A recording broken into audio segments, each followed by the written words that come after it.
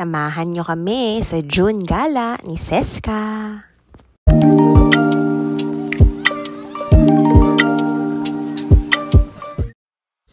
Unang gala for June ay nagpunta kami ng SM Bacoor. Pero bago pala to is nagpunta muna kami ng Gardini Fashion Center sa may Imus kasi kinuha namin yung ni-rent namin na suit para kay Daddy para sa kasal namin sa June 5. Pag mag-rent pala kayo sa Gardini Fashion Center is kailangan pumunta kayo dun in advance kasi makukuha nyo yung suit na hehiramin nyo sa kanila mga 3 to 5 days bago yung event na kailangan nyo yung damit. Then, kailangan nyo din mag-iwan ng deposit. I cannot remember kung magkano but I think it's more than 1K. Pero refundable naman siya kapag binalik nyo yung suit. And ayun na nga, after namin doon, since malapit lang naman sa SM Bacoor, dumaan na din kami kasi ito na rin yung araw na isi-celebrate namin ni Daddy yung aming huling anniversary as boyfriend and girlfriend. Ang anniversary namin ay June 4. So, 7 years na kami tomorrow, June 4. And ito na nga yung last na anniversary namin. Then, kakasal na kami ng June 5. Ang gusto ko talaga sana na date ng kasal namin is June 4 para yun pa rin yung magiging anniversary namin. Kaya lang, ang June 4 kasi falls on a Sunday and I don't think nagkakasal ang City Hall ng Sunday. So, yung next date na lang which is June 5, Monday. Anyways, andito na nga kami sa SM Bacoor and sabi ko kay Daddy gusto kong matry kumain dito sa Locavor kasi nagbasa ako ng mga review, isa to sa mga laging pinupuntahan dun sa Kapitolyo. Pero good thing meron silang branch sa SM Bacoor. So sabi ko gusto ko ngang itry. And yung mga pagkain nila dito is mga unique. Mga mga Filipino food pero binigyan nila ng twist. And habang nag-aantay nga kami ng order, so ayan, nagkukulit-kulitan muna kami kasi medyo matagal yung inantay din namin bago namin nakuha yung food. So, ayan, laro-laro muna kami, ikot-ikot naman namin si Seska sa loob. Then finally, dumating na yung food namin. Ang order pala namin ay sisling sinigang, boneless fried chicken, at saka yung parang lechon belly nila. And then, umorder din ako ng chocolate shake. Nung tinikman na namin yung food, ang verdict ko is okay naman, masarap naman. Lasang sinigang naman yung sisling sinigang nila. And then, talagang boneless naman yung boneless fried chicken nila. Tapos, yung lechon belly, yun yung medyo nagreklamo si Daddy kasi ang akala niya is like yung half na lechon. Yung parang yung lechon na niro-roll, ganun yung in-expect niya. Pero, lang pala siya, parang lechon kawali style. Ang price pa naman nun is 800 plus. So, for 800, ang nakuha namin is lechon kawali style na lechon belly. Ganun yung cut. Tapos, parang iilang piraso lang. So, para sa amin, okay siya, masarap siya. It's something new to try. But, it is expensive. So, siguro nga dahil sa twist. And then, yung staff pa nila hindi masyadong attentive dito sa branch na to. But, all in all, yun, okay naman. It's for experience din. So, ito yung restaurant na itatry mo tapos di ka na uulit kasi natry mo na. Parang ganun. Anyway, nagtingin din pala kami ng shoes ko kasi wala pa akong shoes na gagamitin sa kasal. Bumili rin ako ng shoes ko dyan. And then si Daddy din, bumili din siya ng shoes niya para din matapos na yung mga kailangan. And then after, syempre, kailangan namin ipasyal si Aling Maliit. So, merong kids na dito sa SM Bacoor. Hindi siya ganun kalaki, pero pwede na for an infant. I cannot remember kung magkano yung binayad namin dito na 3 kami. But I think that it's less than 500. Hindi aabot ng 1K for 1 hour.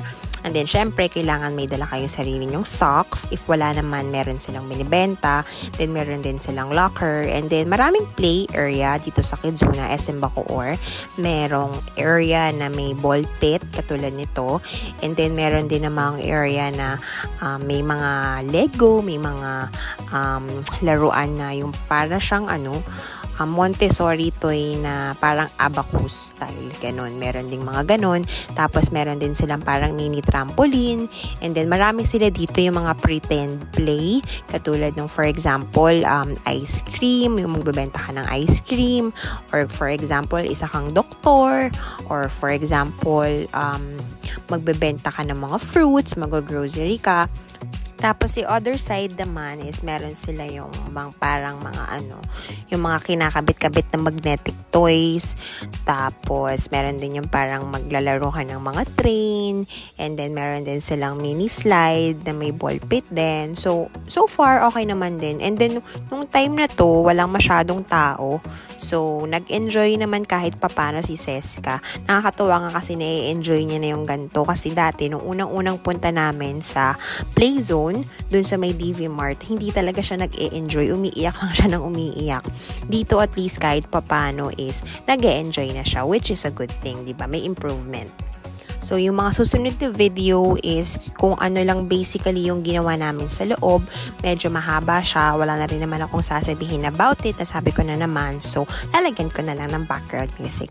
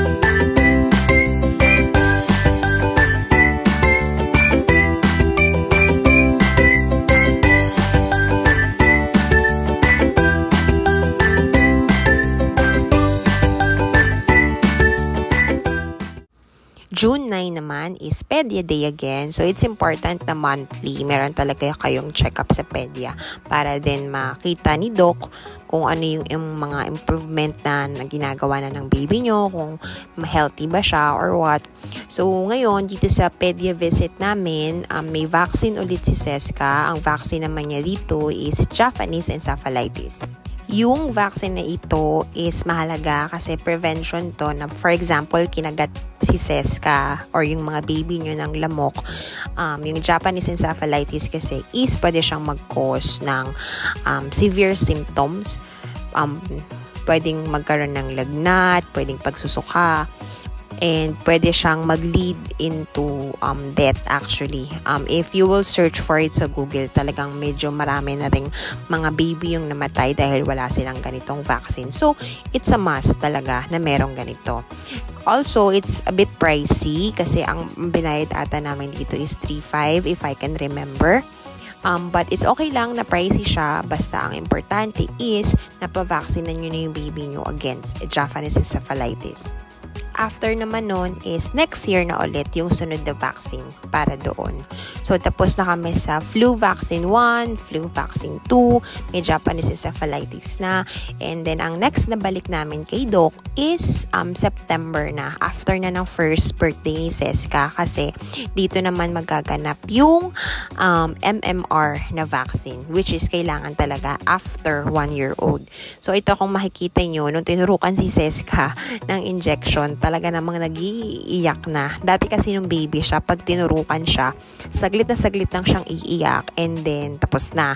Pero dito kasi nararamdaman na niya yung sakit, meron na siyang pakiramdam. So ayan, iyak to the max si girl. Pero okay lang, hindi naman din masyadong nagtagal. Malakas lang talaga siyang umiyak. Then after, ayan, pinaluro muna namin siya dito sa Educrate na pickler na meron si doktor sa kanyang clinic, para sumaya-saya muna siya ng kaunti. Gusto namin bumili ni Daddy ng ganito kasi maganda siya for motor skills ng mga baby natin kasi makakatulong siya maging malakas sila, yung grip nila, yung core nila, medyo okay tong gantong pickler. If you will search about it as well, maganda yung mga reviews niyan. So, kung saan meron yan, ang alam ko is meron sa Shopee. Hanapin nyo lang yung Educrate PH. Ayan, makikita nyo yung, meron din silang iba't ibang sizes niyan, depende sa age. And then, after nun is nagpunta lang kami ng Jollibee para mag-lunch. Syempre, happy ang mommy kasi favorite natin syempre si Jollibee. Ang next na gala naman ni Seska ay sa Robinson's General Trias. Nagpunta kami dito kasi balak namin umuwi sa bahay namin sa Gen 3. So, bago kami pumunta sa bahay namin is pinasyal muna namin si Seska. Ginalagala muna namin siya kasi kapag dumiretso kami sa bahay, wala naman kaming gagawin doon. Wala pa naman din kaming masyadong mga toys doon ni Seska, saka hindi pa siya masyadong at ease. So, syempre, para naman namin yung kanyang week window, ayan, nagpunta muna kami sa Robinson's Gen 3. So, una namin ginawa is kumain muna kami sa may Greenwich kasi ang tagal na rin namin hindi nakakakain dito ni Daddy. So, yung last na kain namin dito is buntis pa ako, tapos medyo na bad trip si Daddy sa branch na to ng Greenwich kasi bukod sa medyo matagal na yung serving nila, ang konti pa ng toppings ng pizza. But then again, yung nagpunta kami ngayon is okay naman, na-enjoy naman niya na yung pizza. Mabilis naman na din yung serving and then marami na yung toppings. And ayan, habang kumakain kami, syempre dapat kakain din si Seska. So, ginagawa namin is, hindi kakain si Seska, hindi namin siya bibigyan ng biskwit hanggat hindi kami kumakain. So, the moment na dumating na yung pagkain namin and kakain na kami, doon na namin siya binibigyan ng biskwit para sabay-sabay kaming tatlong kakain. Kasi kapag nauna siya, nabigyan namin ng biskwit, edi syempre mabubusog siya agad. So, habang nakain kami, may tendency na pwedeng maboard siya, ganyan. So, ayun, sabay-sabay kaming kumakain. Then after namin kumain, dumaan kami sa supermarket para bumili ng mga prutas ni Seska kasi wala kaming dala na pagkain niya para may makain din siya sa bahay namin pag uwi. So bumili kami ng mga fruits and then medyo dinamihan ko na dyan yung mga fruits, lalo na yung mga hindi pa niya nakakain. And then bumili din kami dito ng enoki mushroom saka ng tofu, yung Korean tofu. Kasi mas okay yun kasi dun sa stinky tofu na nabibili sa sa palengke. So, yung mga tofu ng Korean yan, pwede yan sa kanila. Sa totoo lang, minsan parang hindi ko na maisip kung ano yung papakain ko sa kanya. But then, nag-survive pa rin naman. So, kaya nga ito, gusto kong ipatry sa kanya yung iba namang fruits na hindi pa niya natatry. Medyo bumili ako ng dito, ng madami-dami, like green apple. Ayan, hindi pa niya natatry yun. Tapos, green grapes. Tapos, honeydew melon. Tapos, suha. Yan yung mga binili natin para sa kanya. May mga times talaga na parang gusto mo nang sumuko sa BLW kasi bukod sa araw-araw talagang iisipin mo kung ano yung kakainin. Iba't iba pa yun ha. Iba siya sa snack, iba siya sa breakfast, iba siya sa lunch. Ngayon pa naman 2 beses pa lang naman nakain si Seska. So breakfast and lunch pa lang yung iniisip ko. Medyo nahihirapan ako. Pero eventually, nagsusurvive naman ako. Nakakaisip naman ako ng mga pagkain niya. And malaking tulong din is yung sumali kayo sa mga BLW groups kasi maraming nag-share doon ng mga recipe at mga meals na ginagawa nila para sa kanilang mga little ones. So, kapag wala na akong maisip, nagpupunta ako doon, nag-search ako, nagbabasa ako ng mga pwede gayahin para makain ni Seska. So, ayan, after naming mag-grocery is, syempre hindi pa pagod si Seska niyan. After kumain, after mag-grocery, medyo mahaba pa yung wake window niyan. So, ang ginawa namin ni Daddy is nagpunta muna kami sa Tom's World. Kung naglalakad lang talaga si Seska, mas ma-enjoy niya sana, no? Pero okay lang.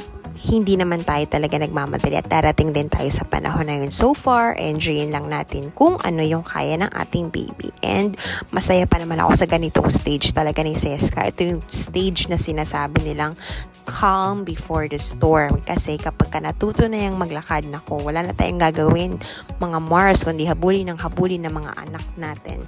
So anyways, ang ginawa namin dito sa Tom's World is bumili lang si Daddy ng token and then sinakay namin si Seska sa mga ride, and then yung token na natitira is pina-vending machine naman doon sa parang vending machine na toy, pero hindi naman kami nanalo. So same sa nauna, there's nothing much I can say anymore kasi yung mga susunod na video is mga lang yung ginawa namin sa Tom's World. So I'll just put the background music again.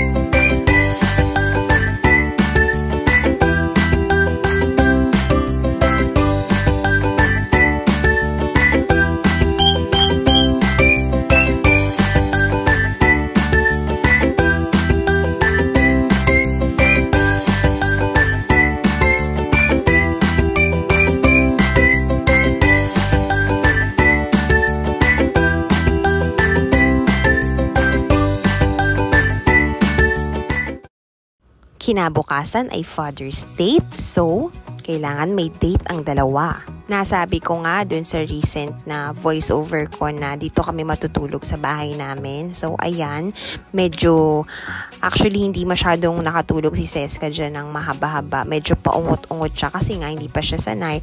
Pero, okay lang kasi masasanay rin naman siya soon. Ayan, nagdala kami ng mga ilang toys niya para kahit papano is hindi siya maboard.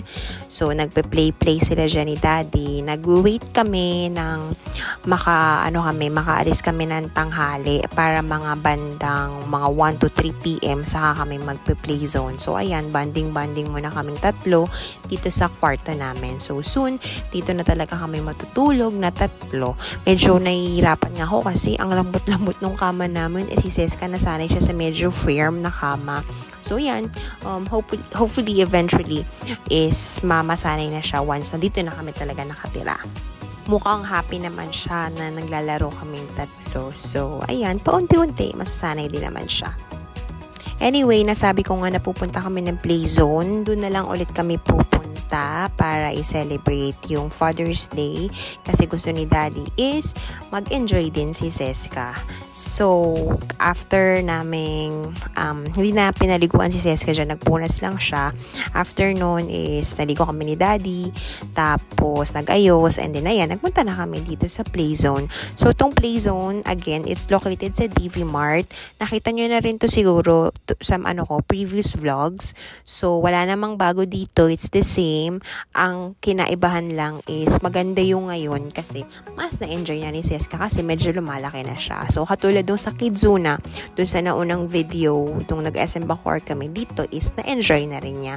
Kasi nga nasabi ko, diba, dati iyak siya ng iyak. Ngayon kahit papano is naglalaro na siya, nakikita mo na playful na siya. So, ayun, good job naman. So, again, mag-i-insert na lang ulit ako ng background music para makita nyo kung ano yung ginawa namin na bonding dito sa Playzone.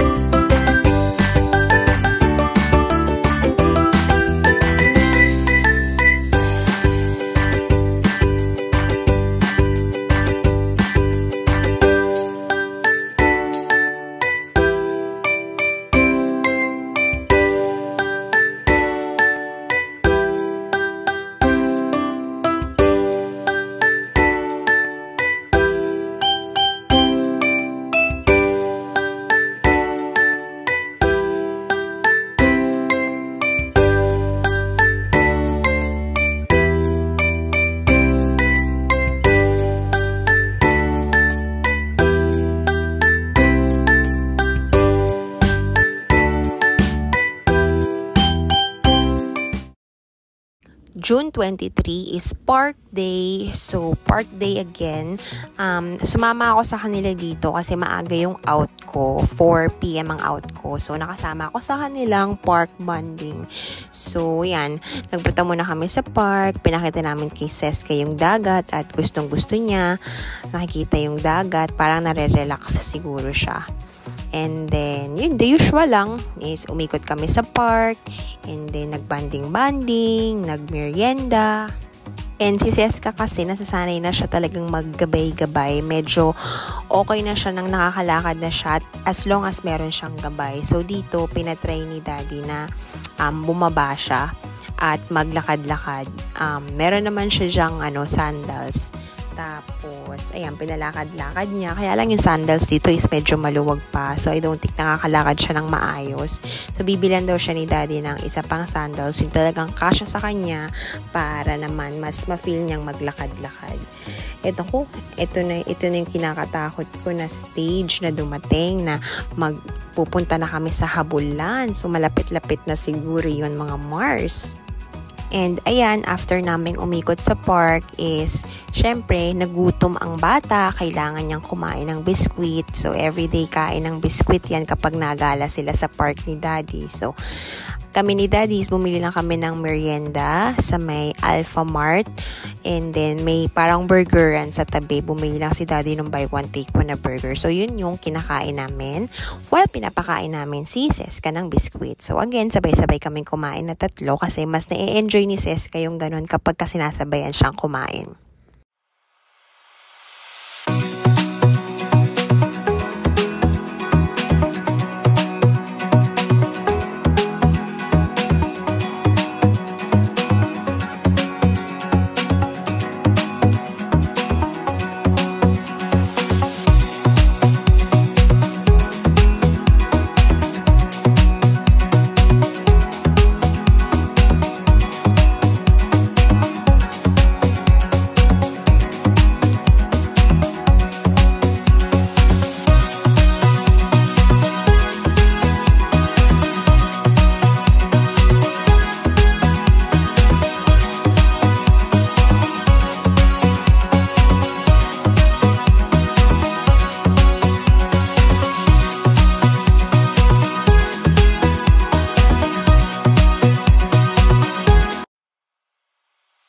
So, after namin pumunta ng park is naglakad kami papuntang palengke kasi may bibilin kami na gamot sa Mercury. Wala na ata akong pills dyan. Saka, bibili kami ng Nutrilin ni Seska. Wala na rin siyang stock. So, kung makita nyo, medyo walang sasakyan sa daan kasi inaayos na nila yan para sa event tomorrow, which is Regatta Festival.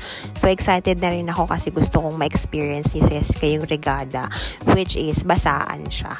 At ginagawa siya tuwing June 24, same ng araw ng feast ni Saint John the Baptist. Sa mga susunod na video is makikita nyo kung ano yung nangyari doon sa Regatta experience namin.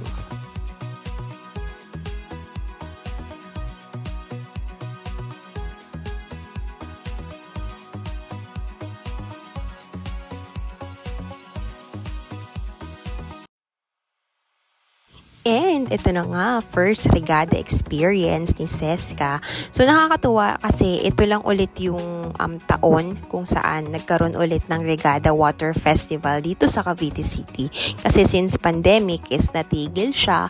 So ngayon, since medyo maluwag-luwag na tayo, wala na nga nag-face mask, diba? So ayan, binuhay ulit nila yung Regatta Water Festival. And since sabi ko kay Daddy, ipatry natin ipa-experience kay Seska since hindi naman siya takot sa tubig. Saka nag-e-enjoy naman talaga siya sa tubig. So, ayun.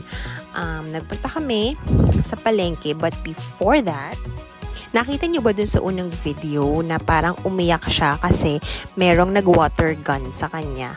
Kasi naman, papunta kami somewhere. Then, all of a sudden, may isang bata. Tapos, nilapitan niya si Seska. Tapos, binarelan niya ng water gun. So, syempre, ikaw ba naman, pag binarelan ka, diba, nang hindi mo kakilala, syempre, iiyak ka talaga ng malala.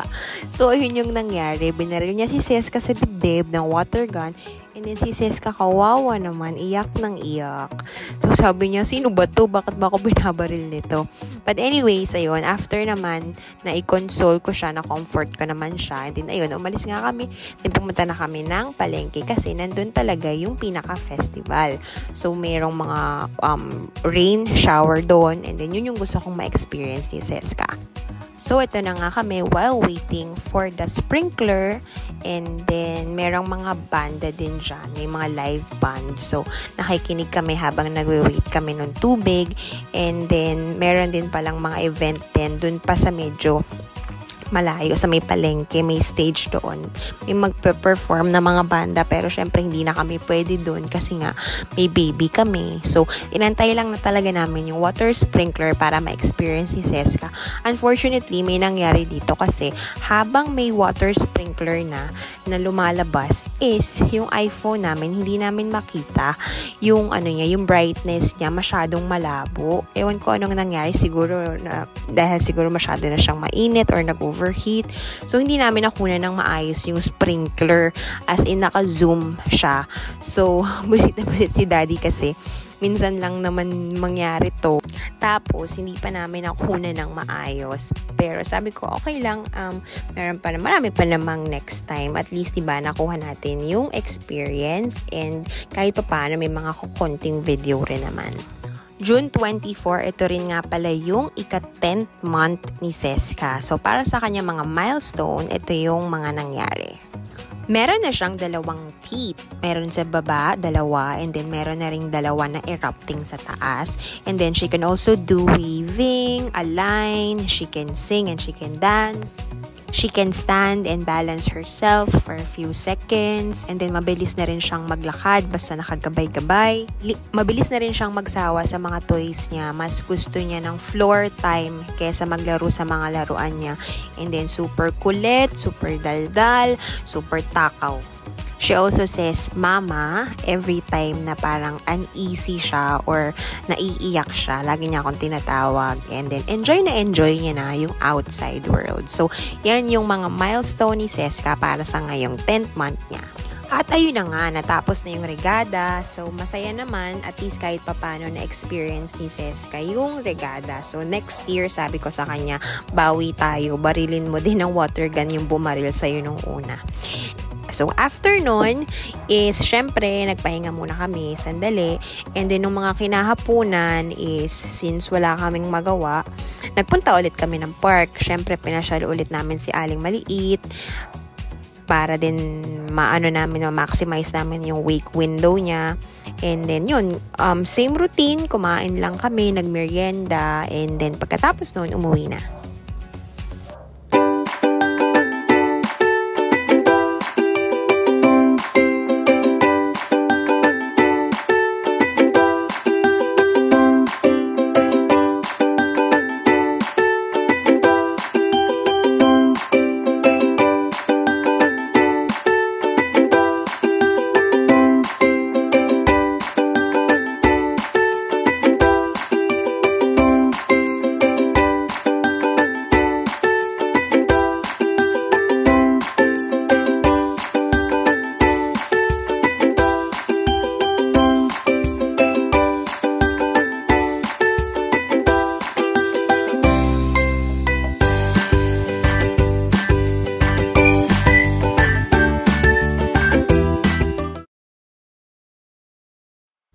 Then, itong makikita nyong mga video na susunod is ito yung mga park with Daddy na video ni Seska.